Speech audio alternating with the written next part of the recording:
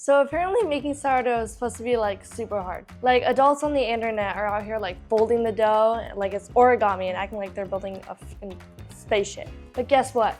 I'm 14 and I made this sourdough loaf with no kneading, no stretching, and definitely no adult supervision. And it turned out amazing. If I can do this between algebra and scrolling TikTok, you can too. Let's go. BTW, I'm Joy, the loaded potato tater tot. Okay, let's make the easiest sourdough. Here's all I use. 115 grams of sourdough starter, 340 grams of water, 570 grams of flour, 20 grams of salt. I dumped it all into a bowl and mixed it up with a spoon until it looked like a sticky mess. That's it. No kneading, no muscles required. I covered it on the counter for like 20 hours, but it's basically babysitting dough while you sleep and forget about it, so I'm not complaining. The next day, my dough doubled, nice and fluffy, just like queso. So I plopped it in my parchment-lined loaf pan.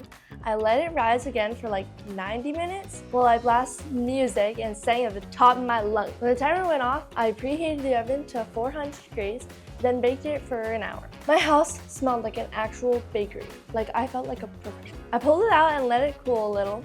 Not really. Then I cut it open and I was shocked. Crusty on the outside, soft and chewy on the inside. And I didn't even have to stretch and fold it like some kind of gluten wizard. This sourdough for people who are busy, lazy, or teenagers like me.